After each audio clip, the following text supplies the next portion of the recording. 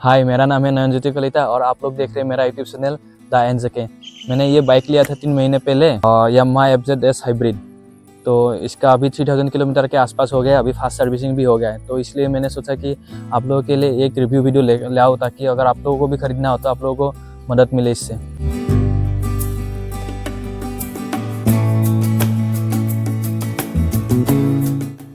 तो ये बाइक का एक्चुअल मुझे ऑन रोड प्राइस पड़ा था 1,62,000, लेकिन इसका एक्चुअल प्राइस उतना नहीं होता है। जैसे कि शोरूम प्राइस होता है 1,39,000 के आसपास, और मेरा इंश्योरेंस का जो पैसा हुआ था वो 8,500 के आसपास, और RTO का पैसा हुआ था 12,000।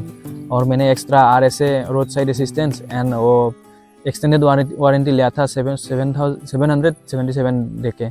तो अभी मेरा कुल मिला के हो जाता है 1,60,000 के आसपास, लेकिन शोरूम ने मुझे मेरा पैसा लिया था 1,62,000। अगर आप लोग भी अगर लेना है तो ये आप लोग एक बार बार्गेनिंग करके देख सकते हैं, क्योंकि मेरा घर के पास जो शोरूम है उसमें मुझे बोला था 1,65,000, लेकिन थोड़ा दूर जो शोरूम था उसने बोला 1,62,000 के आसपास। तो मैं था, और मैंने ये गार्ड लगाया था एक्स्ट्रा, इसका लिया था 1,200 के आसपास, और यहाँ पे मैंने लेग स्टैंड लगाया था ये एक्स्ट्रा। तो ये कुल मिला के 1900 के आसपास मिला था। ये मैंने एक्सेसरीज लगाया था और बाकी कुछ नहीं था। मुझे एक बाइक चाहिए था, एक्चुअली कम्यूटर बाइक चाहिए था, क्योंकि मेरा जो ऑफिस है वो घर से 15 किलोमीटर दूर है और आने जाने में 30 किलोमीटर हो गया। और घर के आसपास जैसे कि जिम जाना या किसी रेस्टोरेंट पे जाना, जैसे घर का बाजार वगैरह करना, तो इन सब में मेरा एक्स्ट्रा 5 किलोमीटर पकड़ लेने से मेरा एवरेज 30-35 किलोमीटर के आसपास। तो इसलिए मुझे एक माइलेज वाला बाइक से था, और 150 सीसी में ये मेरा पास 2-3 ऑप्शन था, जैसे कि अपाची 160, पल्सर 160 और ये FZ 150। लेकिन मैंने जितना भी रिव्यू देखा सब लोगों ने बोला माइलेज के लिए ये ज़्यादा अच्छा है। तो माइलेज के लिए मैंने मेनली माइलेज के लिए ये वाला बाइक चूज़ किया है। और इसका जो बाल्कीनेस है वो आप लोग देख ही सकते हैं। वो जैसे कि मेरा लंबा हाइट के लिए भी ये थोड़ा कम्फर्टेबल है, और बैठने का पोजीशन भी कम्फर्टेबल है, और जो बाल्कीनेस है इसके लिए ऐसा लगता है कि मैं थोड़ा बड़ा बाइक चला रहा हूँ। और इसका जो लुक है वो लुक मुझे एक्चुअली पल्सर और अपाची से थोड़ा बेहतर लगा। मतलब हर किसी का ओपिनियन अलग अलग हो सकता है। जैसे कि मेरा एज अभी 28 है, तो इसके हिसाब से मैंने सोचा ये वाला बाइक मुझे ज़्यादा सूट करेगी, तो मैंने ये वाला ले लिया। अभी इस बाइक का 3000 किलोमीटर हो गया है। मैंने इसलिए सोचा कि मैंने जो जितना भी एक्सपीरियंस है वो आप लोगों के साथ शेयर करूँ।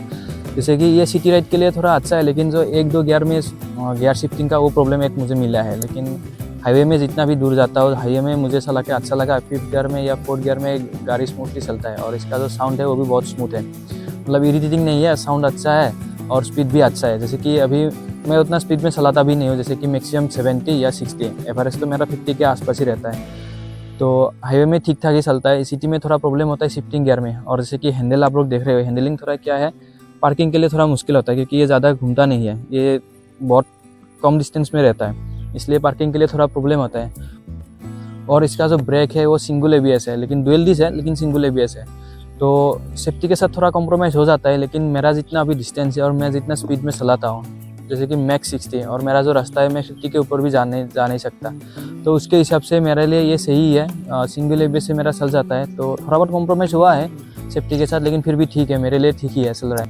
इसका जो पिकअप है वो पिकअप थोड़ा स्लो है, जिसकी बाकी अपाची या पल्सर जितना फास्ट पिकअप लेता है ये उतना स्पीड में लेता नहीं है, ये थोड़ा धीरे धीरे करके जाता है। मैंने एक बार इसका हाई स्पीड टेस्ट किया था, जैसे कि मेरा 103 गया था, वो भी हाईवे में गया था। 10-15-20 सेकंड मुझे ऐसे फुल रेस दबा के रखना पड़ता था, उसके बाद इतना गया था। 93 के बाद बहुत स्लो जाता है इसका स्पीड। और जैसे कि नॉर्मल एरिया किसी ओवरटेक करना हो तो थोड़ा भी स्लो फील आता है, अदरवाइज तो ठीक है, लेकिन ओवरटेक करने में थोड़ा उसका जो स्लो है वो समझ में आ जाता है। तो अभी मैं इसका माइलेज के बारे में बोलता हूँ। अभी कितना माइलेज मिल रहा है मुझे, सर्विसिंग से पहले मुझे मिल रहा था 52-53, अभी मुझे मिल रहा है 56-57 ऐसा माइलेज आ रहा है। मैं सोच रहा कि सेकंड सर्विसिंग के बाद इसका माइलेज और भी ज़्यादा होगा शायद।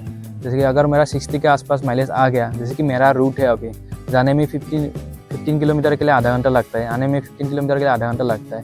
तो अगर ऐसे स्पीड में जाने से भी अगर मुझे 57-56 माइलेज मिल रहा है, तो मेरे हिसाब से शायद अच्छा ही मिल रहा है।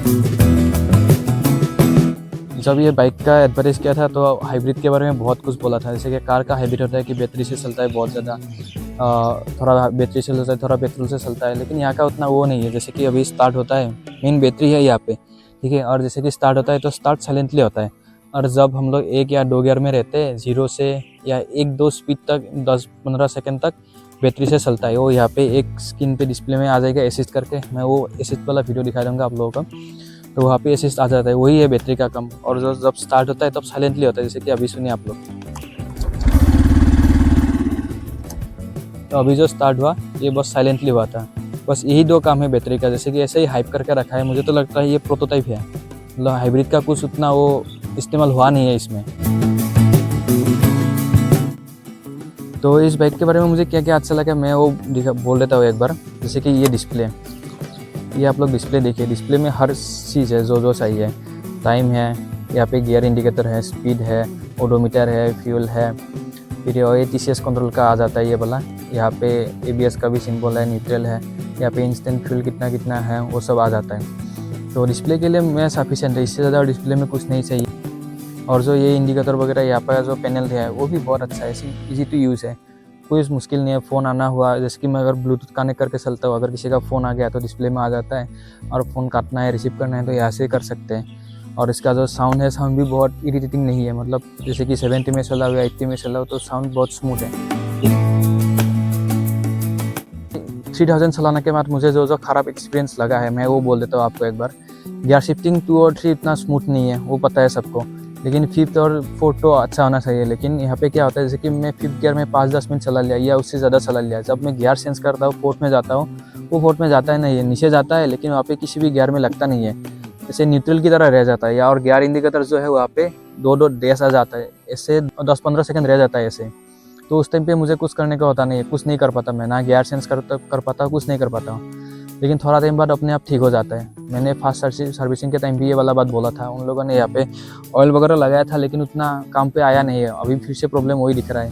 अभी तो टाइम के साथ ज़्यादा हो गया है, पहले तो 2 या 3 बार हुआ था, अभी दिन में 2 बार हो ही जाता है, आराम से हो जाता है। ये हो गया गियर शिफ्टिंग का प्रॉब्लम। और दूसरा आप लोग प्रॉब्लम देखिए, ये मडगार्ड का प्रॉब्लम। मैंने ये लास्ट हफ्ते ही धोया था ये वाला बाइक।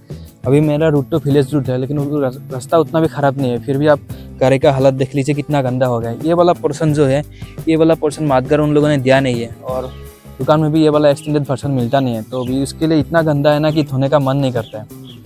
ये हो गया मडगार्ड का प्रॉब्लम। और नेक्स्ट आपका प्रॉब्लम है, अगर आप लोग फैमिली मैन है या घर का बाजार करते हो, तो आप लोगों को वो जो बैग है वो बैग लेके जाने का बहुत प्रॉब्लम होता है। यहाँ पे कोई हुक नहीं है, यहाँ पे एक्स्ट्रा अगर आप लगाओगे तो ये बैठने के लिए बहुत कंफर्टेबल नहीं होता है, और आपको कहाँ पे लेके जाना पड़ता है, हैंडल में। मैं भी हैंडल में लेके जाता हूँ, लेकिन यहाँ पे क्या पड़ता है, स्क्रैच पड़ जाता है। वो जो प्लास्टिक बैग है यहाँ का स्क्रैच यहाँ पे पड़ता है। अगर आप फैमिली मैन है तो थोड़ा शायद मुश्किल होगा बाजार करने के लिए। अभी जो लास्ट प्रॉब्लम मुझे मिला है वो है पिलियन का प्रॉब्लम। जैसे कि ये वाला सीट देख रहे हैं आप, राइडर के लिए ये बहुत कंफर्टेबल है, जर्किंग भी उतना मिलता नहीं है। इसे ही पिलियन का आ जाता है, थोड़ा ब्रेक मारने से वो तो आएगा ही, क्योंकि ये सीट थोड़ा नीचे की तरफ है। ऊपर से इसका जो सीट का पोर्शन कनेक्शन यहाँ पे है, और इसका डिस्टेंस बहुत ज़्यादा हो जाता है। तो इसके लिए क्या होता है, थोड़ा सा भी स्पीड ब्रेकर या जैसे कि थोड़ा सा भी जर्किंग मिलता है तो यहाँ पे बहुत ज़्यादा जर्किंग हो जाता है, और फीमेल के लिए बैठना थोड़ा मुश्किल हो जाता है। बाकी राइडर के लिए ठीक है, लेकिन पिलियन के लिए वो बहुत ज़्यादा जर्किंग वाला जर्नी हो जाता है। अभी सब कुछ तो बोल दिया है, मेन पार्ट बोल रहे थे। अभी मेंटेनेंस और रनिंग का कॉस्ट कितना आता है। जैसे कि मैं हर ट्यूसडे को इसमें फ्यूल डालता हूँ। अभी पेट्रोल का प्राइस चल रहा है 106, तो मेरा पड़ जाता है 400 या 500 के आसपास हर हफ्ते मुझे लगता है। जैसे कि आप पकड़ लीजिए मैक्सिमम 1600 तो 2000 मेरा पेट्रोल का खर्चा आता है इसका। और जब फास्ट सर्विसिंग किया था, फास्ट सर्विसिंग का 1078। और जब भी मैं कभी दूर जाता हूँ, जैसे कि लास्ट हफ्ते मैंने गया था, लास्ट हफ्ते मेरा कितना हुआ 300 प्लस हो गया था, तो लास्ट हफ्ते मैंने 700 के आसपास फ्यूल डाला था।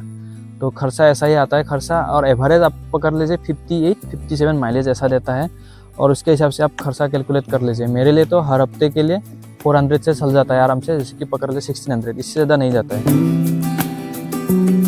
जैसे कि आप लोगों का ज़रूरत के हिसाब से लीजिए। जैसे कि मेरा ज़रूरत है ये कम्यूटर बाइक से था 150 सीसी में, पैसा भी उतना नहीं चाहिए होगा, 160 या 165 मैक्सिमम ऐसा होगा। तो इसके हिसाब से माइलेज तो अभी के लिए मेरे लिए ठीक ठाक दे रहा है, शायद आगे भी माइलेज ज़्यादा देगा।